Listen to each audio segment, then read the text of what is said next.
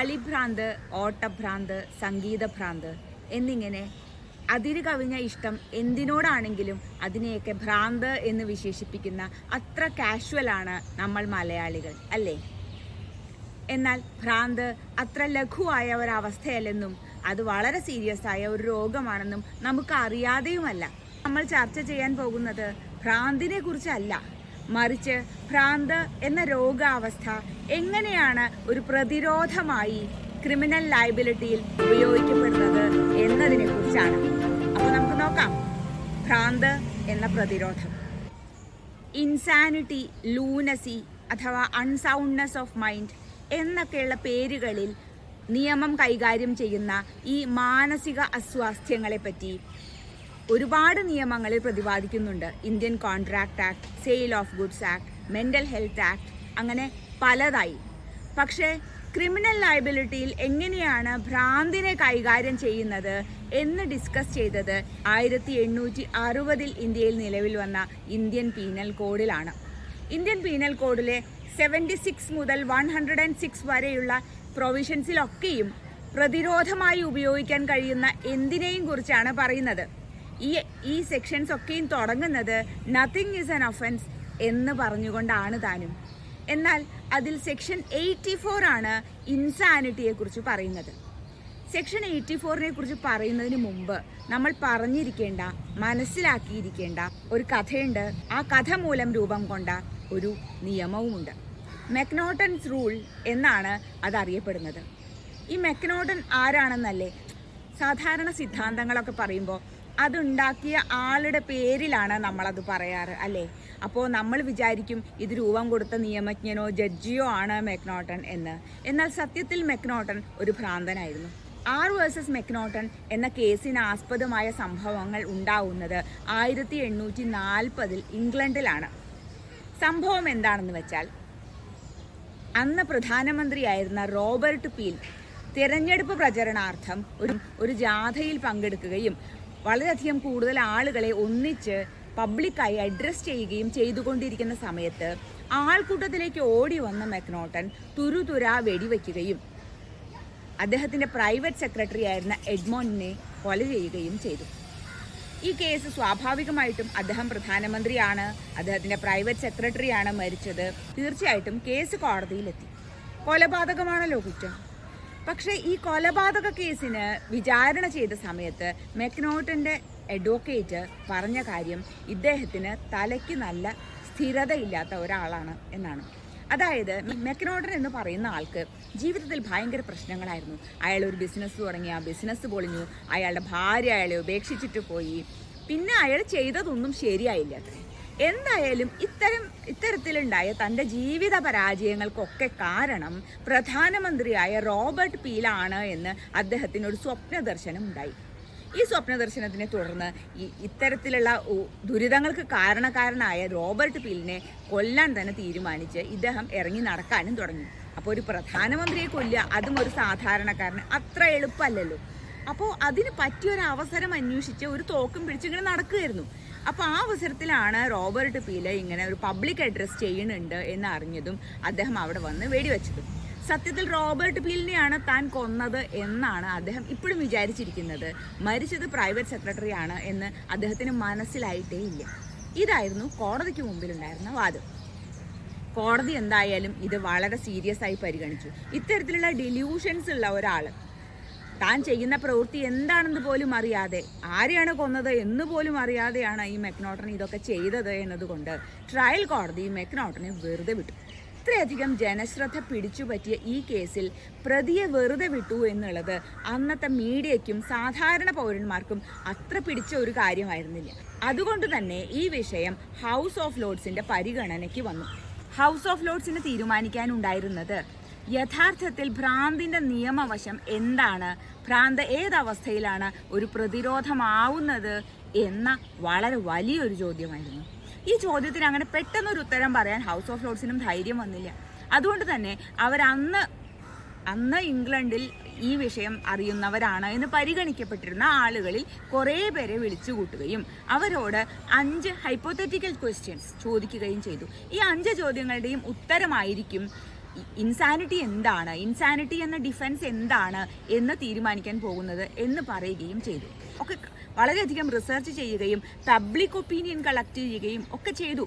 എന്തായാലും അന്ന് house of Lord's തീരുമാനിച്ച കാര്യം ഇതാണ്: ഒരാൾക്ക് ഭ്രാന്തുണ്ട് എന്നതുകൊണ്ട് മാത്രം അയാൾ ചെയ്യുന്ന എല്ലാ കുറ്റവും കുറ്റമല്ലാതെ ആവുന്നില്ല.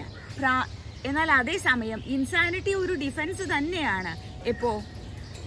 ഒരു പ്രവൃത്തി ചെയ്യുന്ന സമയത്ത് താൻ ചെയ്യുന്നത് എന്താണ് എന്ന് അറിയാൻ പോലും കഴിയാത്ത വിധം മാനസികാസ്വാസ്ഥ്യമുള്ള ഒരാൾ, താൻ ചെയ്യുന്ന പ്രവൃത്തി തെറ്റാണോ ശരിയാണോ അത് നിയമവിരുദ്ധമാണോ എന്ന് പോലും മനസ്സിലാവാത്ത അവസ്ഥയിൽ ചെയ്യുന്ന പ്രവൃത്തികൾ ഇൻസാനിറ്റി മൂലമാണ് എങ്കിൽ അത് കുറ്റമായിരിക്കുകയില്ല എന്നാണ് വളരെ പ്രസിദ്ധമായ മെക്നോട്ടൺസ് റൂൾ എന്ന് പറയുന്നത്. ഇത് 1843 ഈ ജഡ്ജ്മെന്റ് വന്നത്. സത്യത്തിൽ ഈ ജഡ്ജ്മെന്റ് പ്രകാരമായിരുന്നുവെങ്കിൽ മെക്നോട്ടൺ നിരപരാധിയാണെന്ന് കോടതിക്ക് പറയാനേ സാധിക്കില്ലായിരുന്നു. കൊലപാതകം ചെയ്യുന്ന സമയത്ത് ചെയ്യുന്നത് കൊലപാതകമാണെന്നൊക്കെ മെക്നോട്ടന് അറിയാമായിരുന്നു. ചില തെറ്റിദ്ധാരണകൾ ഉണ്ടായിരുന്നു എന്നതൊഴിച്ചാൽ.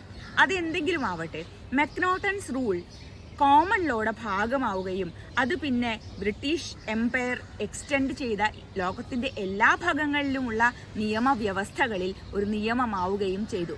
അങ്ങനെയാണ് 1860 രൂപം കൊണ്ട ഇന്ത്യൻ പീനൽ കോഡിലെ സെക്ഷൻ 84 രൂപപ്പെടുന്നത്. അപ്പോൾ സെക്ഷൻ 84 പറയുന്നത് 2 തരത്തിലുള്ള ഇൻസാനിറ്റി ഉണ്ട്: മെഡിക്കൽ ഇൻസാനിറ്റി, പിന്നെ ലീഗൽ ഇൻസാനിറ്റി. മെഡിക്കൽ ഇൻസാനിറ്റി എന്ന് പറഞ്ഞാൽ ഏത് തരത്തിലുമുള്ള ഭ്രാന്താവാം. അത് ചെറിയ ആൻസൈറ്റി, സ്ട്രെസ്, അത്തരത്തിലുള്ള ഡിസോർഡറുകളിൽ തുടങ്ങി കടുത്ത ഭ്രാന്ത് വരെ എന്തുമാവാം. മെഡിക്കൽ ഇൻസാനിറ്റി ആവുമ്പോൾ മാനസിക രോഗത്തിന് അയാൾ ചികിത്സയിലാണ് എന്ന് മാത്രമാണ് അർത്ഥം. എന്നാൽ മെഡിക്കൽ ഇൻസാനിറ്റി ഉള്ളതുകൊണ്ട് മാത്രം ഒരാൾ ചെയ്യുന്ന പ്രവൃത്തി കുറ്റമല്ലാതെ ആവുന്നില്ല. അങ്ങനെ വരണമെന്നുണ്ടെങ്കിൽ അയാൾക്ക് ലീഗൽ ഇൻസാനിറ്റി ഉണ്ടാവണം. ഇനി ലീഗൽ ഇൻസാനിറ്റി എന്താണ്? ഞാൻ നേരത്തെ പറഞ്ഞതുപോലെ ഒരു പ്രവൃത്തി ചെയ്യുന്ന സമയത്ത് ആ ചെയ്യുന്ന പ്രവൃത്തി എന്താണ് എന്നതിനെക്കുറിച്ച് ഒരു റാഷണൽ ജഡ്ജ്മെന്റ് ഉണ്ടാക്കാൻ സാധിക്കാത്ത വിധം മാനസികാസ്വാസ്ഥ്യം അനുഭവിക്കുന്ന ഒരാളാവണം. എന്ന് മാത്രമല്ല, ആ മാനസികാസ്വാസ്ഥ്യത്തിന്റെ ഇഫക്റ്റ് ഇത്രയും ഉണ്ടായിരിക്കണം. അതായത് താൻ ചെയ്യുന്നത് തെറ്റാണോ ശരിയാണോ നിയമവിരുദ്ധമാണോ എന്നുപോലും അറിയാതെയാവണം അയാൾ ആ പ്രവൃത്തി ചെയ്യുന്നത്. കോമൺ ലോയുടെ ക്രിമിനൽ ജസ്റ്റിസ് സിസ്റ്റത്തിന്റെ അടിസ്ഥാനപരമായ സിദ്ധാന്തമാണ് ആക്ടസ് നോൺ ഫാസിട്രിയം നിസി മെൻസിട്രിയ എന്ന ലാറ്റിൻ പ്രിൻസിപ്പിൾ. അത് പറയുന്നത് എന്താണെന്ന് വെച്ചാൽ, ഏതൊരു കുറ്റവും ഒരു ക്രൈം എന്ന് വിളിക്കണമെങ്കിൽ അത് ചെയ്യുന്ന സമയത്ത് ചെയ്യുന്ന ആൾക്ക് ഒരു മെൻസ്രിയ ഉണ്ടായിരിക്കണം. അതായത് mental element of A crime. ചെയ്യുന്നത് തെറ്റാണെന്നും ചെയ്യുന്നത് കൊണ്ടുണ്ടാകുന്ന അപകടം എന്താണെന്നും അറിഞ്ഞുകൊണ്ടായിരിക്കണം അത് ചെയ്യുന്നത്. അങ്ങനെ അല്ലാത്ത പക്ഷം അത് കുറ്റമാവുകയില്ല. ഈ പ്രിൻസിപ്പിളാണ് ഈ ഇൻസാനിറ്റിയിൽ അപ്ലൈ ചെയ്യുന്നത്. ചെയ്യുന്നത് തെറ്റാണെങ്കിൽ പോലും ചെയ്യുന്ന ആൾക്ക് തൻ്റെ പ്രവൃത്തിയുടെ ഫലം എന്താണെന്നോ തൻ്റെ പ്രവൃത്തി ഉണ്ടാക്കുന്ന അപകടം എന്താണെന്നോ അറിയുന്നില്ല എന്നതാണ് ഇവിടുത്തെ ഡിഫൻസ്. ഇനി ഇൻസാനിറ്റി ഒരു കംപ്ലീറ്റ് ഡിഫൻസ് ആണ് എങ്കിൽ പോലും മെക്നോട്ടൺസ് റൂൾ പറയുന്നത് ഒരാളെ കോടതിക്ക് മുമ്പിൽ ഹാജരാക്കുമ്പോൾ അയാൾ സെയിനാണ്, അയാൾ നോർമലാണ് എന്നാണ് ജഡ്ജ് അസ്യൂം ചെയ്യുന്നത്. അയാൾക്ക് ഇൻസാനിറ്റി ഉണ്ട്, അല്ലെങ്കിൽ അയാൾ ഭ്രാന്ത് മൂലമാണ് ഈ പ്രവൃത്തി ചെയ്തത് എന്ന് തെളിയിക്കേണ്ട ഉത്തരവാദിത്വം അയാളുടേതാണ്. അതിന് തക്കതായ തെളിവുകൾ അയാൾ കോടതിക്ക് മുമ്പിൽ ഹാജരാക്കുകയും കോടതിയെ ബോധ്യപ്പെടുത്തുകയും വേണം. പ്രവൃത്തി ചെയ്യുന്ന സമയത്ത് തനിക്ക് റാഷണൽ ജഡ്ജ്മെന്റോ ഇൻഫോംഡ് ഡിസിഷൻസോ എടുക്കാനുള്ള മെന്റൽ കപ്പാസിറ്റി ഉണ്ടായിരുന്നില്ല എന്നത്. അതുകൊണ്ട് തന്നെ ഈ കേസിലെ burden of proof section 105 evidence act പ്രകാരം എപ്പോഴും പ്രതിയുടെ ഭാഗത്തായിരിക്കും. ഇനി ഇതിനുള്ള പണിഷ്മെന്റ് എന്താണെന്ന്, കുറ്റമല്ല എന്ന് പറഞ്ഞതുകൊണ്ട് പ്രതിയെ വെറുതെ വിടും എന്ന അർത്ഥമില്ല. സെക്ഷൻ 84 പ്രകാരം ഇൻസാനിറ്റി ആണ് എങ്കിൽ ആ പ്രതിരോധം ക്ലെയിം ചെയ്യാമെങ്കിൽ പോലും അത്തരത്തിൽ ഒരു കേസ് തെളിഞ്ഞു കഴിഞ്ഞാൽ, അതായത് ഭ്രാന്ത് മൂലമാണ് ഇയാൾ ഇത് ചെയ്തത് എന്ന് തെളിഞ്ഞു കഴിഞ്ഞാൽ അയാളെ ഗവൺമെൻറ് സപ്പോർട്ടഡ് ആയിട്ടുള്ള അല്ലെങ്കിൽ ഗവൺമെൻറ് സ്പോൺസേഡ് ആയിട്ടുള്ള ഏതെങ്കിലും ഒരു മെൻ്റൽ അസൈലത്തിലേക്ക് മാറ്റണം എന്നുകൂടിയുണ്ട്. അത് ഏത് രീതിയിൽ വേണമെന്നും എത്ര കാലം വേണമെന്നും തീരുമാനിക്കുക എന്നത് ജഡ്ജിയുടെ ഡിസ്ക്രിഷനുമാണ്.